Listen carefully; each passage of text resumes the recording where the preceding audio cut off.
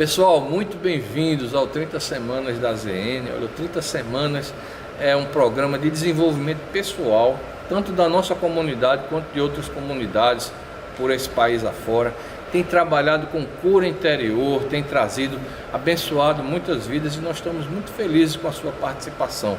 Que Deus possa abençoar essas 30 semanas, esses 30 encontros. Deus esteja com a sua vida, trazendo libertação, leveza ao teu coração.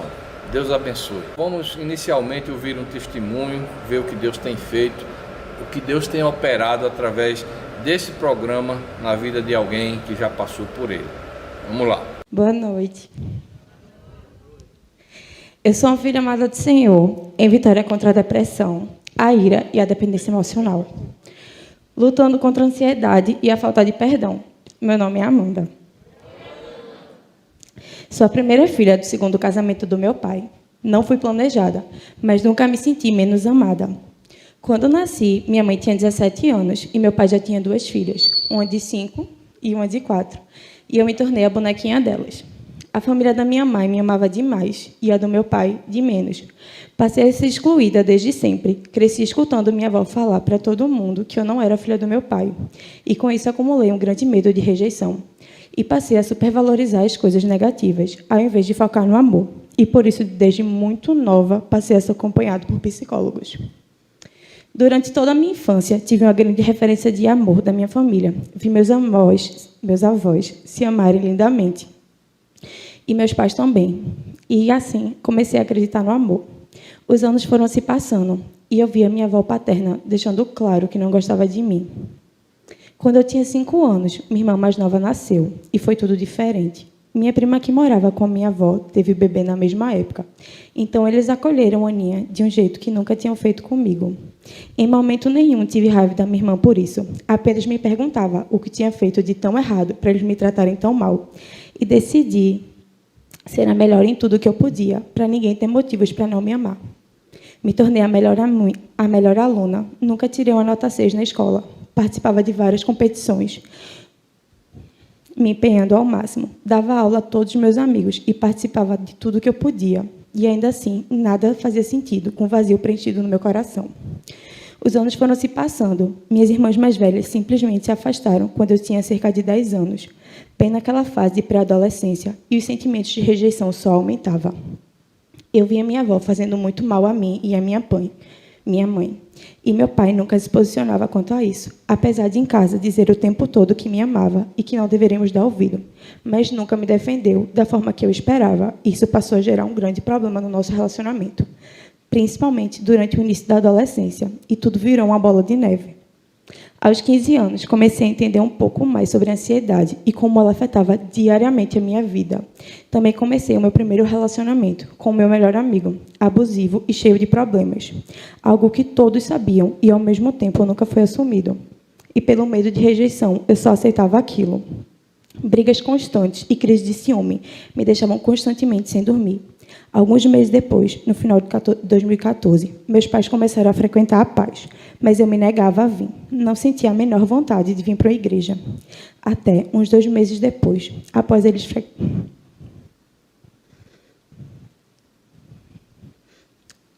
Dois meses depois de chegar, horas depois do combinado, minha mãe, como um castigo, me obrigou a vir, pela primeira vez. Lembro de detalhes daquele dia, da roupa que eu usei, até de quem me abraçou como visitante. Me envolvi nos ministérios, fiz o happening e acabei meu relacionamento tão complicado. Alguns meses depois, conheci uma pessoa que de cara deixou muito claro o que queria comigo, mas eu não queria. Depois de muita pressão de todo mundo e por medo de decepcionar as pessoas, começamos a namorar. 2 meses depois, eu acabei. Não conseguia seguir com aquela situação, mas acabamos com a promessa de que um dia a gente ia voltar. Isso foi cultivado por todos os anos seguintes. No fundo, eu ainda gostava do meu ex-namorado. E o que aconteceu? Alguns meses depois, nós acabamos voltando e ficamos entre idas e vindas por todo o meu 3º ano. Chegou 2017, me formei na escola, 18 anos, e tudo é uma loucura. Agora eu era adulta, ou eu achava. Passei na faculdade dos meus sonhos, no curso dos meus sonhos. As aulas começam. Finalmente tinha terminado um relacionamento horrível. Não tinha motivos nenhum para tentar agradar os outros. Nova fase, até o cabelo eu pintei, amigos novos e tudo muito novo. Aí veio a minha primeira prova na faculdade, logo o cálculo, e eu tirei 0. Aquilo acabou comigo. Como assim não ter dormido por dias e estudado feito doida? Não me rendeu nem um 7. Então agora, finalmente, a minha avó teria motivos para não gostar de mim, já que eu não era a melhor aluna da turma. Aquele primeiro período foi horrível. Eu reprovei 4 das 5 cadeiras que eu estava pagando. Tinha crise de ansiedade constantemente e não sabia lidar com os meus sentimentos. Voltei para a terapia e, em 2019, comecei o 30 semanas pela primeira vez. E, no meio do ano, após ladrões invadirem a minha casa, comigo e minha irmã mais nova, entrei em uma depressão profunda. Não conseguia sair da cama, ficar em casa me apavorava e sair também. Logo fui encaminhada para o psiquiatra e passei a tomar 5 comprimidos por dia. Foi uma fase muito difícil, que tive um apoio enorme da minha família e dos meus amigos, e via muitas pessoas rindo e achando que era besteira. No final do ano, fui liberada da medicação, mas não consegui concluir o 30 semanas. Em 2020, começou tudo lindo e achei que aquele seria meu ano. Então veio o Covid e tudo volta a ser uma loucura. Minha avó paterna, que me fez tanto mal, ficou muito doente e ninguém conseguia descobrir o diagnóstico. E eu não conseguia cuidar dela. Sempre que ela vinha para minha casa passar o final de semana, eu dava um jeito de sair. Troquei de psicóloga e passei a ser acompanhada por uma pessoa cristã, o que fez toda a diferença na minha vida. Do meio para o final de 2020, reato meu namoro com aquela pessoa da igreja. E quando postamos a primeira foto juntos, muita gente comentou, falando: sempre soube que vocês votariam. Nossa, vocês vão casar, né? Tenho certeza. E tudo foi lindo. Por 15 dias, quando o príncipe virou sapo e passou a gritar comigo o tempo todo, criticar tudo que eu fazia, zombar dos meus medos e dizer que não entendia o motivo de estar comigo. E eu me vi novamente com 4 anos, tentando ser amada por uma pessoa.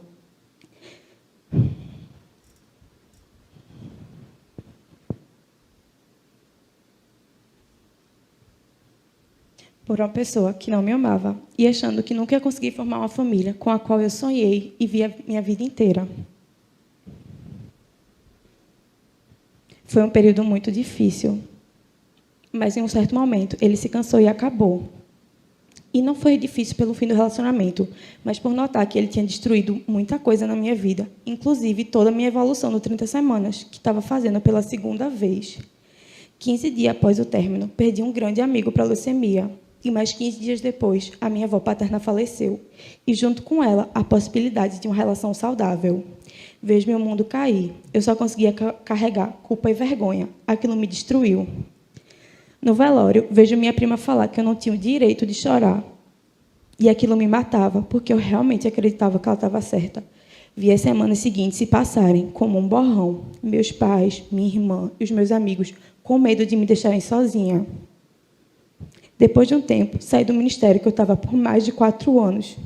Me senti muito sozinha e desamparada. Perdi a admiração por uma pessoa que eu amava muito. E quando eu finalmente pedi ajuda, disseram que era besteira, que eu devia relaxar e voltar para o ministério, porque isso era mais importante. Tive várias conversas com a minha confidente, com a minha psicóloga e até com o pastor Henrique, que não me deixaram desistir do 30 semanas. E, em meio a todo esse caos que minha vida estava sendo, eu completei o ciclo. Foi doloroso. Não é fácil, nunca é, mas foi libertador. No meu aniversário, no final do ano, após tudo isso, eu chorei, e chorei muito, pelas dores, pelas perdas e pelas mágoas, e decidi todos os dias lutar para não voltar para aquele lugar ruim. Hoje sei que estou no processo de perdão, não só às pessoas que me magoaram, mas também a mim mesma. Mas o que tenho certeza é que se faz necessário curar as feridas, porque o tempo não cuida a nada, e as pessoas que escolhem dividir o nosso tempo importam muito mais do que aquelas que escolheram não estar presente. Sigo vivendo um dia de cada vez, na certeza de que com Deus tudo é possível. Obrigada pelo silêncio de vocês.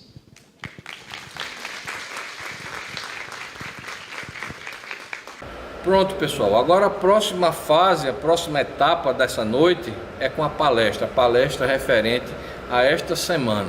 Então vamos ser abençoados aí com a palestra.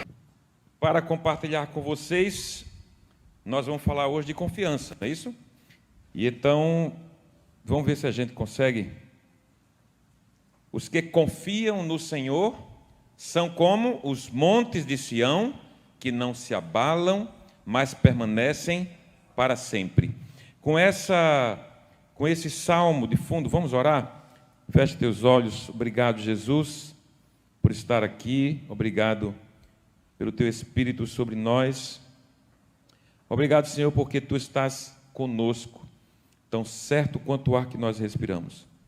Queremos te pedir a tua graça, a tua bondade, a tua misericórdia, para que nós possamos te ouvir nessa noite.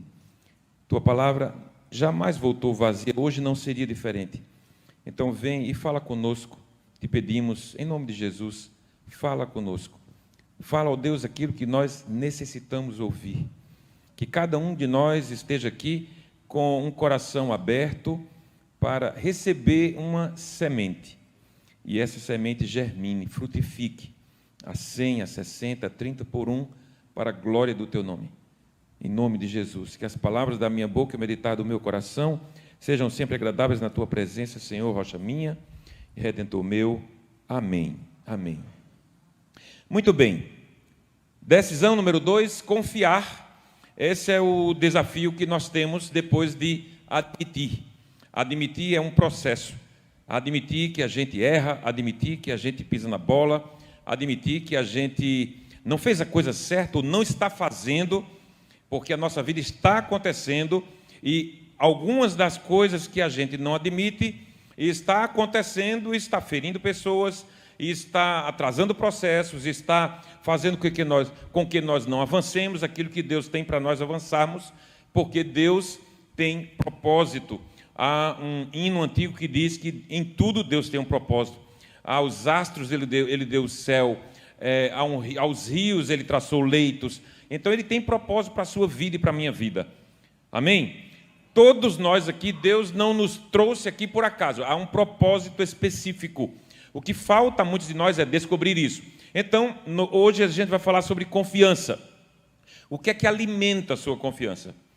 O que é que alimenta a sua confiança? O que é que faz você sentir um pouco mais seguro, um pouco mais confiante, mais denso, mais resistente às dificuldades? O que é que alimenta a sua confiança? A oração, por exemplo, faz isso? Eu penso que a oração é uma conversa com Deus, é a maneira de a gente se comunicar com Deus. Eu penso que esse é um meio que a gente precisa ter, e se não tem, colocar na prática da nossa vida, de orar sempre para que a confiança retorne para nós. A leitura bíblica fortalece você, faz você confiar mais? Para mim, sim. Olhar para os milagres, olhar para o que Deus faz, olhar para o que Deus faz por amor do seu nome. Quando nós dizemos, ainda que eu ande pelo vale da sombra da morte, não preciso tomar ou temer mal nenhum, isso gera confiança em mim. A adoração gera confiança em você, a mim alimenta. Adorar a Deus na beleza da sua santidade, aquilo que nós adoramos é aquilo com que nós nos parecemos. Então quando a pessoa adora o dinheiro, ele se parece com o dinheiro. Quando ele adora apenas o lazer, ele começa a se parecer com o lazer. O nome dele é sexta-feira. Mas quando a gente adora Deus, a gente começa a se parecer com Deus. E Deus nos fez segundo a sua imagem e conforme a sua semelhança. E Romanos 8:29 diz que ele nos predestinou para nós sermos conformes à imagem de Jesus. Então, se a gente adora Deus, a gente começa a se parecer com Deus. Nós precisamos identificar o que mais gera confiança em nós e investir nisso. O que é que mais gera confiança em você? Invista nisso. O Senhor é bom, diz Naum, profeta Naum, o Senhor é bom, um refúgio em tempos de angústia, ele protege os que nele confiam. Os que nele depositam confiança, ele protege. Então, vamos assim, renovar a confiança. Renovar a confiança. Se todos os dias a gente acordar pensando assim, eu vou renovar minha confiança em Deus, eu vou renovar minha confiança na minha fé, na minha vida cristã, na minha espiritualidade, eu vou renovar. A palavra-chave é confiança. A gente precisa aprender a confiar. E nós temos vivido num mundo de desconfiança. Nós temos vivido num mundo em que o que é gerado, o que dá ibope, o que dá pontos de audiência, é aquilo que gera em nós desconfiança. Não sei se você lembra, mas no começo dessa pandemia muita gente pirou. Muita gente entrou em parafuso, porque as notícias eram piores e piores a cada dia. E ficar assistindo os noticiários trazia o oposto da confiança: medo, insegurança, pânico em muitas pessoas foi gerado isso. Os meios de comunicação e os noticiários nos fazem pensar que nós vivemos num mundo sem esperança. Porque a esperança é aquilo que nos dá um certo tom na nossa vida. Quando a gente está, de certa forma, desapegado ou desviado da rota, a esperança é o que faz com que a gente volte os olhos para um ponto específico e vá buscar. As preocupações do nosso dia a dia, quem é que não as tem? Quem de nós? Quem de nós não está pensando em alguma coisa que vai acontecer amanhã, uma reunião, um encontro, amanhã é um feriado, mas de repente você tem alguma tarefa a realizar e precisa fazer, precisa responder nesse tempo de tudo à distância, tudo é remoto, acontece em qualquer tempo, em qualquer hora, em casa, e você está lá de short, mas você está lá vestido a caráter para quem está te vendo do peito para cima. As preocupações do nosso dia a dia nos levam a tomar decisões precipitadas. O mundo é apressado demais, é estressado demais. E isso acaba gerando em nós erros que não raro nos frustram. Uma vida sem esperança é vivida com foco nas realidades imediatas. Uma vida que não tem esperança é assim: eu preciso tocar, eu preciso apalpar, eu preciso comprovar, eu preciso testar. Eu preciso saber se isso realmente funciona. E isso meio que foge do ambiente do espírito. Porque eu não posso provar determinadas coisas que só no espírito pode se afirmar. As coisas espirituais se discernem espiritualmente, diz a palavra. Uma vida que contempla a esperança traz à existência o que não existe. Sabe, Deus chamando Abraão e dizendo: Abraão, olha para o céu, conta as estrelas do céu, se você puder, a tua descendência será assim. E Abraão começa a ser chamado de Abraão, porque antes era Abrão, e ele agora começa a dizer para as pessoas: me chamem de Abraão, me chamem de pai de multidões, trazendo à existência aquilo que não existe. Isso é esperança. Trazer à existência aquilo que ainda não existe, ainda não é concreto, ainda não é palpável. Há uma ocasião na Bíblia em que a Bíblia diz que Jesus viu a fé de alguém. Como se vê fé? Porque fé, normalmente, a gente tem como algo abstrato, alguma coisa que você não toca, não prova, não coloca em prateleira, mas Jesus viu a fé de 4 homens que levaram um amigo numa maca. Vendo-lhes Jesus a sua fé, disse: perdoados são os teus pecados. Então, a nossa fé, ela passa a ser visível e palpável quando ela é posta em prática. Ou seja, a esperança alimenta a coragem, alimenta a motivação, alimenta a disposição, dá essa consistência, alimenta o bom humor, porque leva as pessoas a acreditarem em algo que mudará para melhor. Isso é esperança. Às vezes você tem vontade de parar, de desistir, seja sincero. Às vezes você tem vontade, poxa, tá bom, vou chutar o balde, não vai dar mais, não consigo mais ir adiante, jogar a toalha. Às vezes acontece com você, não se afobe, acontece com todos nós.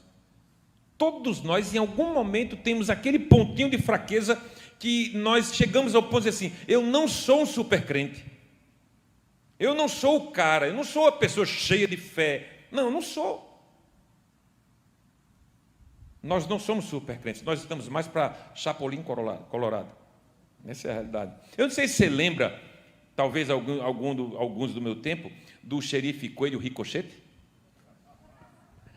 Ele tinha um auxiliar chamado Blau Blau. Lembra de Blau Blau? Então Blau Blau, coitado, quando ele atirava, a bala de Blau Blau não tinha força, não tinha vigor. E ela precisava de um paraquedas para poder a bala cair no chão. Então a bala de Blau Blau nunca atingia ninguém. Às vezes a gente é crente, a nossa fé está dessa maneira. Às vezes você não consegue balbuciar uma oração. Às vezes, e a gente, pastoralmente, a gente atende pessoas o tempo todo. Pastor, não sei o que orar, não sei, simplesmente leve o seu coração a Deus, que o Espírito Santo nos auxilia com gemidos inexprimíveis, apenas confie nisso. Mas a ideia é eu admitir, essa é a primeira decisão, admitir minha pouca força. Paulo ora a Deus, diz: Deus, por favor, tira de mim esse espinho na carne, eu não aguento mais ser esbofeteado por Satanás. Paulo, a minha graça te basta, porque o meu poder se aperfeiçoa quando você está assim. Então o objetivo aqui é ver que há uma nova vida na qual nós somos compreendidos, aceitos e pertencentes. Por isso a gente lá na nossa igreja, quando a gente chama aquelas pessoas que vêm pela primeira vez, 4, 5 pessoas, 6 pessoas, aí nós somos a Anglicana Ressurreição, e toda a igreja responde, uma família para pertencer. Esse sentimento de pertença a algo maior, Deus nos trouxe, Deus poderia ter nos feito algo para nos trazer este mundo de várias formas, mas Ele trouxe por uma família, e a família é maior do que nós. E quando a gente entra na família da fé, na igreja que é maior do que nós, a gente precisa sentir isso, de eu sou pertencente a algo maior. Então esse sentimento de pertencer a algo maior do que eu, é muito abençoador. Não estamos de maneira alguma menosprezando o que já aconteceu lá atrás, porque às vezes tem os saudosistas, tempo bom era aquele. Tempo bom era aquele que eu fazia isso, aquilo outro. Tempo bom era aquele que não tinha trânsito em Recife. Tempo bom era aquele que a gente ia no cinema e andava com dinheiro. Hoje tem que ser de Pix. Tempo bom era aquele. Tem gente que é assim, né? O nosso passado não tem competência o bastante para nos definir. Ok? Você não é o seu passado. Você também não é um erro que você cometeu lá atrás, 5 anos atrás, ou 10 ou 20 anos atrás, e aquilo lhe machuca até hoje, e você se define por aquilo. Não, você não é isso. Não somos o nosso erro, ou o erro de alguém contra nós. Não somos nem o erro que construiu algum de nós. Somos filhos amados do Pai. Ter essa consciência, eu sou filho amado do Pai, o Deus da esperança. Olha o que Paulo falou em 2 Coríntios 1,3, bendito seja o Pai de nosso Senhor Jesus Cristo, o Pai das misericórdias e o Deus de toda consolação. O Deus que a gente adora é o Deus de toda consolação. Sabe aqueles momentos em que você não fala nada, às vezes um ente querido seu, uma pessoa querida, um amigo muito querido seu, que perdeu um ente querido, você chega junto, você não sabe o que dizer, você não precisa dizer nada. Simplesmente chega lá, porque o Deus de toda consolação, através de você, do seu abraço, do seu ombro oferecido, é suficiente, porque Ele é o Deus de toda consolação. Rick Warren, ele diz assim, Deus não perde uma oportunidade, escuta só isso, Deus não perde uma oportunidade, nós é que perdemos, nós somos bobos, em muitas ocasiões a gente deixa as oportunidades passar, Deus não. Deus pega inclusive as piores fraquezas nossas e usa como oportunidades, Ele faz com que todas as coisas concorram ou cooperem para o nosso bem, para o bem de quem? Daqueles que amam a Deus. Então a pergunta não é se Deus faz, a pergunta é o quanto eu amo a Deus e se eu amo a Deus. Jesus faz esse questionamento a Pedro na praia, Pedro, tu me amas? Te amo, Senhor. Apacenta minhas ovelhas, tu me amas? De novo. Claro, Senhor, eu te amo, Senhor. Tu sabes que eu te amo. Terceira vez, tu me amas, Pedro? E aí eu penso que Pedro ficou vermelho naquela hora, baixou a cabeça, com vergonha dos amigos. Ô Senhor, não me mate de vergonha, tu sabes de todas as coisas. Tu sabes que eu te amo e tu sabes de todas as coisas. Então, eu amo a Deus para que Deus possa fazer com que todas as coisas cooperem ao meu bem. Se você admitir, Deus usará isso para o seu bem. Sabe por quê? Porque o poder dele se aperfeiçoa na sua fraqueza também, não só na de Paulo. Nossa caminhada começou na decisão 1, na primeira decisão, admitir. Admitir é um processo para muita gente. Muitos de nós temos dificuldades de admitir. Admitir que temos problemas, admitir que sozinhos não vamos resolvê-los, admitir que precisamos enfrentá-los de frente, e isso não é fácil. Nesta decisão, estamos sendo encorajados a confiar. Hoje, você está sendo encorajado, motivado a confiar. O melhor tempo de nossas vidas, você pode viver. Você pode dizer amém a isso? Nós podemos viver o melhor tempo das nossas vidas, sim, se fizermos diferente do que estamos fazendo até agora. Se é um processo de cura que nós estamos vivendo, se a gente já sabe o resultado que nos trouxe, a gente já sabe os mecanismos que nos trouxeram até esse ponto. Se eu quero continuar como eu estou, é só repetir, gente. Eu já sei a receita, é só repetir. Se eu quero alguma coisa diferente, eu preciso mudar os meus processos. A cada decisão somos encorajados a ter atitudes novas, pautadas na esperança. Não na dor e nem na culpa, pautada na esperança. Jesus recebe uma mulher flagrada no ato do adultério, e vocês conhecem a história, no final ele diz: vá e não peque mais, porque eu também não te condeno. Mas muitos de nós confessam a Deus arrependidos de coração, mas ficam remoendo aquilo, ficam ruminando aquilo por anos e anos e anos. Então reflita nisso. Quais são os maiores problemas que você tem esperança de resolver? Quais são? Quais são os maiores problemas que você tem esperança de resolver, que você gostaria de vê-los resolvidos, renovados pela esperança? A gente precisa ser renovado pela esperança. O que é que eu espero? Acabamos de reviver a ressurreição do nosso Salvador. E nada pode ser mais esperançoso para nós do que ver Jesus vivo. Saber que podemos contar com Ele. A falta de esperança é um dos males que regem essa sociedade que nós vivemos. E se nós formos exatamente iguais à sociedade que está aí, o que é que a gente está fazendo aqui? Por que você vê a igreja? Se você é exatamente igual ao que você vê aí fora, o que é que você está fazendo na igreja do Senhor Jesus? O que é que você está ouvindo? O que é que você está absorvendo? Porque para ser igual, o que é que eu vou perder meu tempo? Não, para ser igual não. Jesus nos chama para algo muito melhor, muito mais excelente. As pessoas reclamam de tudo, falam mal de tudo, protestam contra tudo, porque não confiam em mais nada. Não acreditam que o mundo pode melhorar, que elas podem melhorar, que alguém perto delas pode melhorar. Estão completamente desacreditadas. E aí pagam para Alexa obedecê-los. Não é? Porque a Alexa toca, ela toca, para, ela para. Não é? Toca 3 palavrinhas só, meu neto faz. Alexa, meu neto, 3 anos. Alexa, 3 palavrinhas só, e ela toca. Obediente. É? Lembra da música Amélia, que era mulher de verdade? Né? Mas isso acontece porque depositam a confiança e a esperança no lugar e ou na pessoa errada. Por isso, permita-me caminhar com você e lhe dar alguns motivos para voltar a ter esperança. O profeta poeta diz assim, lá em Lamentações 3, 21, 23. Todavia, lembro-me também do que pode me dar esperança. Graças ao grande amor do Senhor é que não somos consumidos, pois as suas misericórdias são inesgotáveis. Renovam-se cada manhã, grande é a tua fidelidade. Vamos lá então. Em primeiro lugar, renove sua confiança no poder de Deus.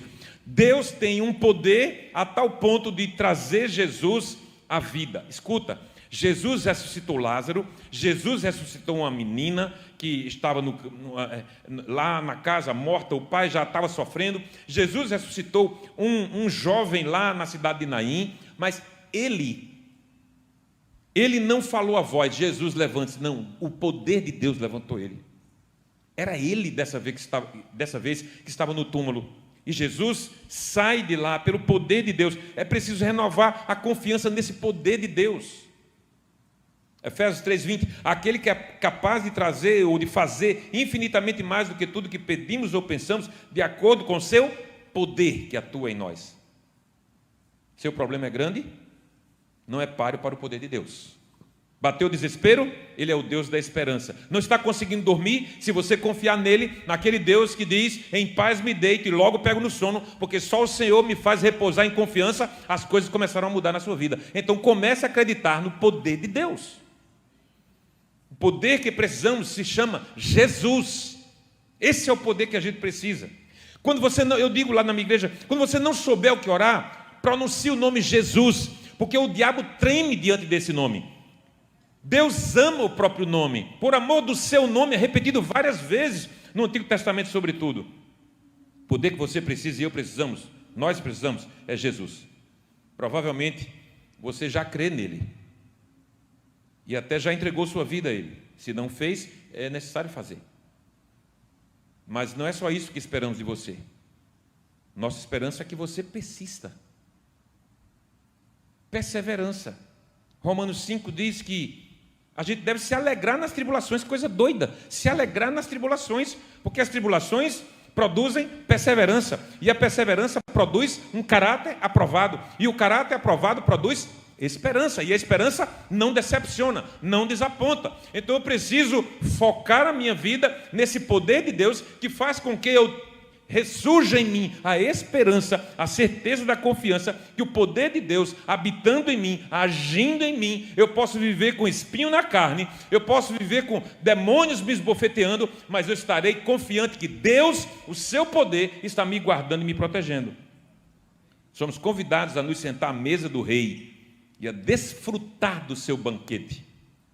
Este reino a que nos referimos não é para quando morrermos apenas, não é? Tem muita gente que não, aqui eu estou esperando o dia que o Senhor me levar para morar com Ele, porque Ele disse que vai preparar um lugar para quando Ele esteja, eu esteja. Não, começa aqui.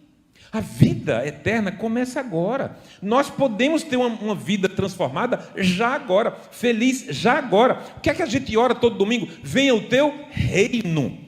O reino é o domínio de um rei. Então, ok, eu não posso fazer isso acontecer em toda a cidade de Vitória, nem vocês podem fazer isso acontecer em toda a cidade de Jaboatão dos Guararapes, mas pode acontecer na tua sala, na tua casa, pode acontecer no ambiente do teu trabalho, pode acontecer no ambiente acadêmico. Você é portador de uma mensagem, você é embaixador de uma mensagem. Então, o reino de Deus está onde você está. Porque a Bíblia diz que o Espírito Santo habita onde? Dentro de nós. Nós somos morada do Espírito Santo. Ora, se o Espírito Santo habita em mim, onde quer que eu esteja, o reino de Deus está. Este reino é um estado de confiança e graça que faz com que você e eu desfrutemos de um sentimento de repouso, de paz, de segurança, de confiança, de entrega. Aquietai-vos e sabei que o Senhor é Deus. É um ambiente de novos valores e de crenças. Crenças que não se abalam, crenças que não se alinham ao que o mundo oferta o tempo todo, porque a Bíblia também diz que aquele que ama a Deus não pode amar o mundo, eles são incompatíveis. Não estamos falando de religião aqui, estamos falando de um relacionamento. Quando a gente prega o Evangelho de Cristo, a gente não está dizendo para as pessoas, sai da sua igreja e venha para a minha, não é isso, em nome de Jesus, não é isso. Estamos dizendo assim, valorize o relacionamento com Deus, Ele quer ter esse relacionamento com você. Paulo ouve de Deus, de Jesus: minha graça é suficiente para você, pois o meu poder se aperfeiçoa na fraqueza. E aí Paulo chegou à dedução: então eu prefiro estar fraco, porque quando eu estou fraco, Deus opera o seu poder. Então reflita, você crê que Deus pode todas as coisas? Aquilo que você escreveu aí, que é uma coisa que você gostaria de mudar, gostaria de resolver, gostaria de ver sanado, você crê que Deus tem poder para fazer isso? Sim ou não? Eu creio que Deus tem poder. Há coisas na minha vida que eu gostaria de vencer, não consigo ainda, mas eu sei que Deus tem poder. E eu estou na cola de Deus. Deus, por favor, me ajude nisso, por favor. Venha em meu socorro. Você crê que Deus pode todas as coisas, então não responda no ímpeto, pense. Então, em primeiro lugar, renove sua confiança no poder de Deus. Segundo, renove sua maneira de viver e pensar. Porque é muito bom, gente, a gente dizer assim, Deus é poderoso, Ele vai fazer mais do que eu penso ou imagino e deitar na rede e esperar que aconteça. Não, você precisa ir. Você precisa cooperar. É você que opera a salvação que Deus te deu. É você que faz acontecer. Deus está te ajudando, mas Deus, escuta, Deus não está fazendo filhinha de papai, não. Ok? Deus disse a Pedro, através de Jesus: cuide das minhas ovelhas. O que é que a gente está fazendo na igreja? A gente vem apenas para assistir um culto? Ou vem cultuar a Deus efetivamente? Renova a sua maneira de viver e de pensar.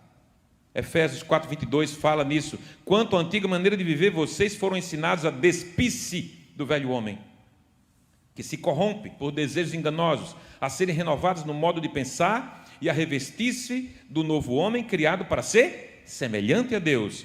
Qual é o modelo? Jesus. Semelhante a Deus. Qual é o modelo? Jesus. Porque Jesus é o próprio Deus. Escuta só. Todos nós dizemos que Tiago é o cara da dúvida. Tiago é o duvidor que Jesus tinha ressuscitado. Tiago disse: eu só acredito se eu colocar a mão lá, nas feridas. Mas Tiago é o primeiro registro expresso na Bíblia que reconhece Jesus como Deus. Senhor meu e Deus meu. Ok? Então é preciso que a gente entenda que esse Deus, criado para ser semelhante a Deus em justiça, é Jesus, gente. Por isso que alguém disse a Paulo: Paulo, eu tenho dificuldade, porque Jesus é perfeito. Aí Paulo disse: então faça o seguinte, sejam meus imitadores, como também eu sou de Cristo. Então é o seguinte, você que está aqui, você está aprendendo a admitir, a confiar, é preciso que você se torne espelho referencial para outras pessoas. E alguém, ao olhar para você, queira saber o que é que acontece com você, o que é que acontece na igreja que você vai, o que é que acontece na célula que você vai, o que é que acontece nesse tal de 30 semanas, para fazer de você o que você está sendo agora. E você passa a ser o espelho que Deus deseja que nós sejamos para essa sociedade que se corrompe. Deus é um Deus de recomeços. Vai e não peque mais. Ele está dando uma oportunidade maravilhosa de reconstruir, reabilitar, recomeçar de modo diferente. Renovar a sua maneira de viver e pensar não o livrará nem das provações e nem das tentações. Não fará isso. Mas o fará olhar para os problemas por um novo ponto de vista. O apóstolo Paulo ensina que ao aceitar entrar no reino de Deus, a nossa vida deve mudar. Senão seria mais um farisaísmo. Mudar de igreja apenas e apenas cumprir um rito, saber os horários dos cultos, estar presente, abrir a Bíblia quando o pastor diz que é para abrir, isso aí é religiosidade. Não somos chamados a ser meros religiosos, nós somos chamados à comunhão com o Pai. Portanto, se alguém está em Cristo, é nova criação, as coisas antigas passaram e tudo se fez novo. Surgiram novas coisas. Então reflita comigo, o que prende você ainda no passado? Isso é muito importante. O que é que ainda prende você ao passado? Sabe, gente, quando eu, ligado aqui no meu tempo, difícil concentrar tudo aqui, mas quando eu me converti aos 20 anos, e eu me lembrei, quando eu me converti, eu tenho dificuldade muito grande de orar, porque vinha imagens pornográficas na minha cabeça, de uma ocasião, quando eu tinha 6, 7 anos, e um tio me mostrou uma revista pornográfica. Eu era uma criança. E aquilo ficou marcado na minha memória. E quando eu comecei a orar, era como se uma voz dissesse assim, eu não vi voz nenhuma, mas assim, não adianta você tentar orar. Toda vez que eu orava, aquilo vinha. E eu coloquei diante de Deus, porque a Bíblia diz que os nossos pensamentos devem ser levados cativos. Qualquer pensamento mau leva cativo aos pés da cruz. Jesus vai fazer aquilo que você não pode fazer. Então é preciso levar para Deus. Então eu comecei a levar para Deus. O que é que prende você ao passado? E aquilo ficou no passado. Nunca mais me incomodou. Porque em Cristo nós somos livres, nós somos nova criação. Estamos num novo tempo, esquecendo das coisas que para trás ficam. Eu sigo para adiante pelo prêmio da soberana vocação de Deus em Cristo Jesus. Chega, o passado não mexe mais comigo, não me define, não diz o que eu sou. Eu sou filho amado do Pai, ponto. Então o que é que prende você ao passado? Terceiro, renova sua confiança no poder para a mudança. Eu preciso mudar, nós precisamos mudar. Tudo posso naquele que me fortalece. É muito bom ler isso, é muito bom ver Paulo dizer isso, é muito bom a gente repetir isso. Mas se você ler o versículo 12, 11, 10, você vai ver que foi barra pesada para Paulo. Foi difícil para ele chegar aqui e dizer, eu posso todas as coisas naquele que me fortalece. Eu sofri, eu fui perseguido, eu fui achincoalhado, eu fui açoitado, tudo eu sofri, mas eu posso todas as coisas naquele que me fortalece. Você já recebeu o poder e a força para viver diferente. Você recebeu isso, em nome de Jesus. O Espírito Santo veio habitar e habita em você quando você entregou sua vida a Cristo. Agora escuta só. Porque a Bíblia diz que tem 2 estágios. Ele diz, não entristeça o Espírito Santo.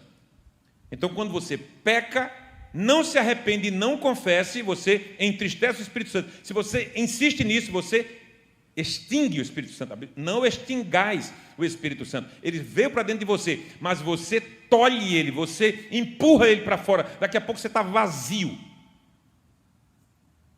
Mas nós recebemos direto do céu o poder da ressurreição à nossa disposição para que a gente viva novos começos. Veja o que diz Efésios 1, 18 a 20.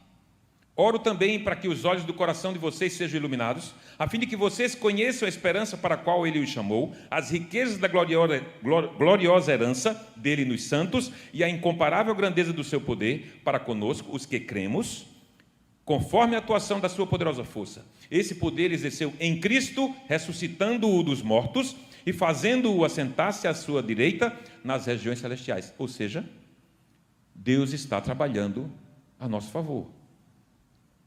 Deus colocou todas as potestades espirituais sob o comando de Jesus. E foi Jesus que te salvou. Já vimos que é possível mudar. É possível mudar. Vemos isso na igreja. Vemos isso, testemunhamos isso em pessoas, que é possível mudar. O ponto agora é trabalhar nas convicções de onde está o poder para isso. Vem de Deus. Não vem... Escuta só. Eu não sou contra a terapia. Terapia é bom em muitos casos, mas não é da terapia que vem o poder para a sua mudança. Vem de Jesus Cristo, nosso Senhor. Ele é quem faz a mudança em você. Cremos no poder de Jesus para ajudar a cada um de nós nesta caminhada. Se você chegou até aqui e viu que alguns aspectos em sua vida já se transformaram, então essa mudança precisa continuar.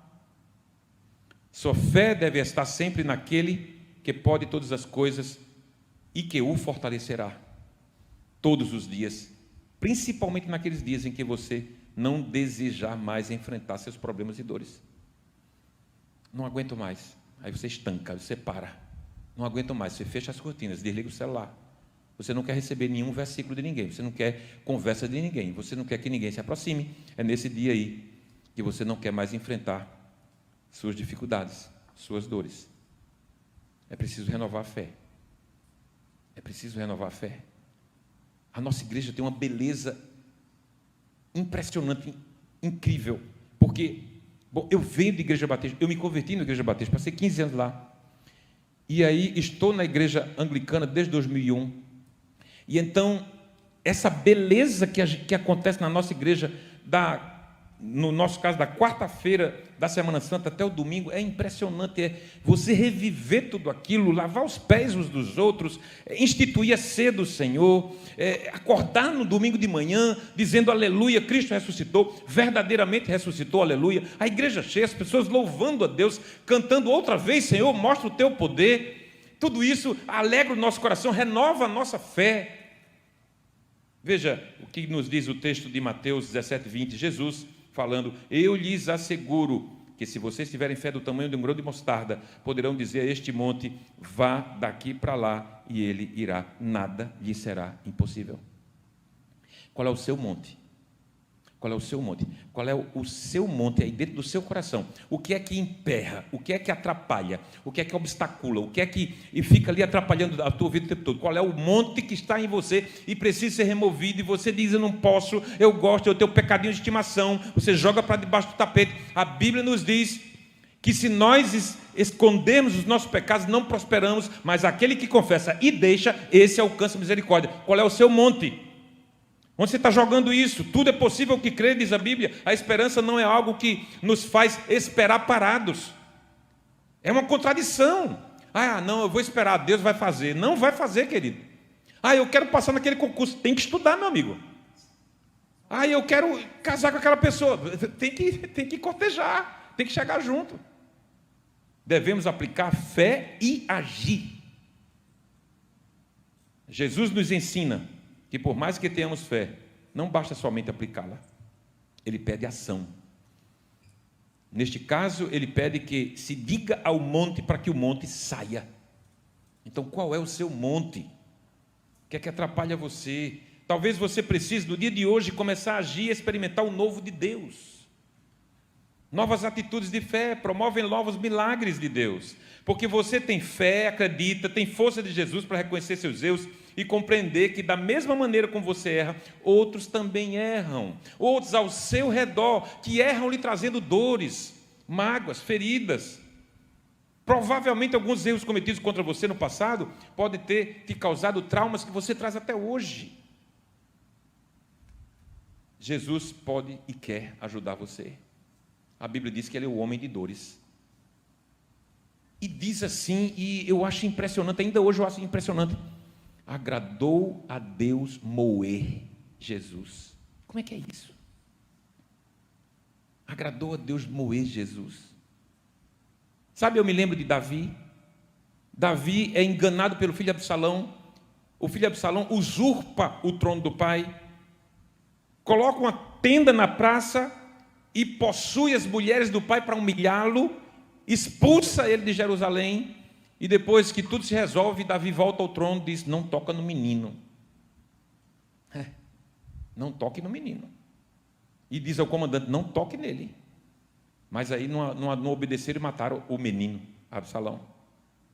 E aí a próxima cena é Davi debruçado sobre o corpo do filho, inerte. Absalão, meu filho, Absalão, meu filho, antes eu estivesse nesse lugar. Então isso me remete a Jesus na cruz, e o pai dizendo: meu filho, e o filho dizendo lá: pai, por que me desamparaste? A gente costuma dizer para as pessoas: não pergunte por quê, pergunte para quê. Ok, é muito bonitinho, mas quando a gente está sofrendo, a gente quer perguntar por quê, a gente quer entender. Jesus perguntou: por que me desamparaste? É naquele momento que Deus está: meu filho Jesus, meu filho Jesus, agradou-me moer você por conta desses filhos aqui, por conta de Márcio, por conta de Henrique, por conta de Jeane, por conta de Renato. Agradou a Deus moê-lo por conta de Júlio. Deus agradou a Deus moer Jesus, o seu filho, por nós.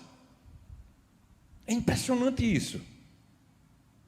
Então reflita: há algo novo que precisa fazer ainda hoje? Ou esta semana, quem sabe? Aproveitar o feriado, talvez ligar para alguém cujo perdão já está retido há muito tempo, ou talvez ligar para alguém e dizer assim: me perdoe porque eu pisei na bola com você. Renove sua disposição em mudar. João 3:5 diz: Jesus declarou, 5 minutos, pastor Henrique. Digo-lhe a verdade, ninguém pode ver o reino de Deus se não nascer de novo. Perguntou Nicodemos: como assim alguém nascer de novo, sendo velho? É claro que não pode, pela segunda vez, entrar no ventre da sua mãe e renascer. Jesus respondeu: digo-lhe a verdade, ninguém pode entrar no reino de Deus se não nascer da água e do Espírito. Para experimentar a esperança, precisamos viver com o nosso pensamento no reino de Deus. E Jesus disse isso: buscai primeiro o reino de Deus e a sua justiça, e as demais coisas serão acrescentadas a você. Deleita-te no Senhor, e Ele satisfará os desejos do teu coração. Como nascemos de Deus, agora vivemos como filhos de Deus, no reino do seu amor. Ainda que velhos ou não mais bebês, como nos disse Nicodemos, ao visitar Jesus durante a noite, podemos receber de Jesus a mesma resposta. Em outras palavras, é necessário estar aberto ao novo de Deus a cada dia. Se você é o mesmo crente de 5 anos atrás, tem algo errado com você. Se não mudou nada de lá para cá.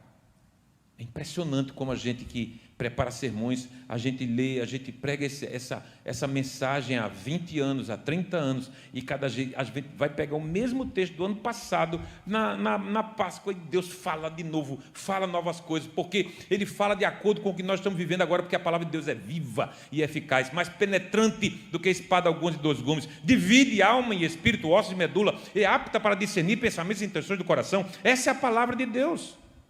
É necessário estar aberto ao novo de Deus. Eu preciso estar disposto a ver de forma diferente, a pensar de forma diferente, a viver de forma diferente. Senão eu serei mais um fariseu, mais um religioso. O apóstolo Paulo nos mostra que para experimentarmos a boa, perfeita e agradável vontade de Deus, é preciso transformar pela renovação da mente. Esse é o maior campo de batalha que você tem.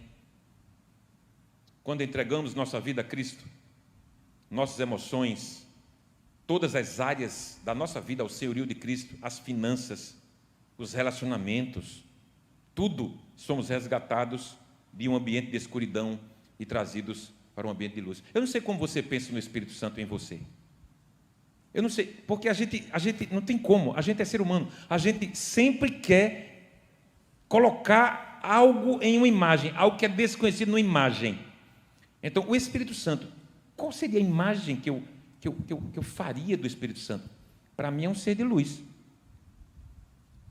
Não tem uma forma física, É um ser de luz. Então, esse ser de luz, quando entra em mim, expulsa as trevas que há aqui dentro.